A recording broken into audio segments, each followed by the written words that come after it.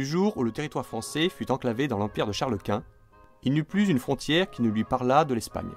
Sous Philippe II, les armes et les intrigues espagnoles, à la faveur de nos guerres religieuses, pénétrèrent jusqu'au cœur du royaume.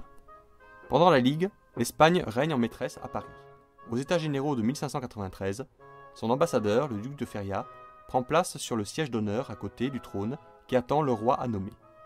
Sa fille aînée, l'infante Isabelle Claire Eugénie, fut sur le point d'être proclamée reine de France. Le sentiment national se révolta de tant d'audace.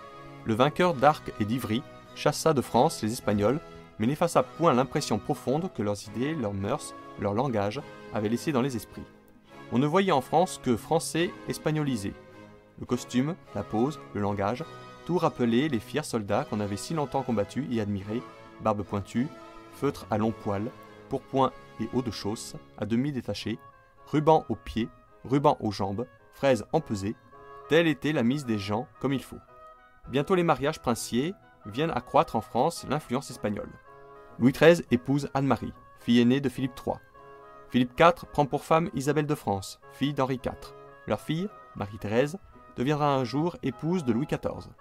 Dès lors, même avant Philippe V, il n'y a plus de Pyrénées.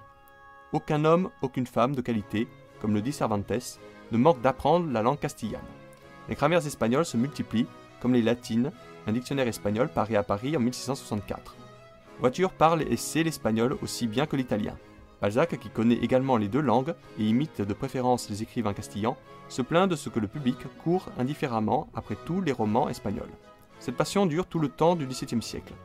Et lorsqu'en 1670, Molière fera jouer le bourgeois gentilhomme, lorsqu'il flagellera de sa moquerie française les extravagances du marinisme et du gongorisme, ces corrupteurs du bon goût, il écrira pour les intermèdes de son dernier acte et fera réciter devant un public français une double parodie en vers italien et en vers espagnol, persuadé qu'elle serait aussi généralement comprise dans ces deux langues qu'elle eût été dans la nôtre.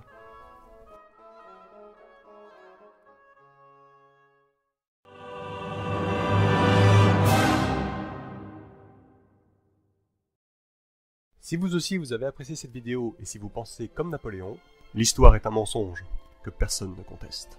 Je vous invite à laisser votre avis, liker la vidéo, vous abonner à la chaîne et pourquoi pas partager cette vidéo.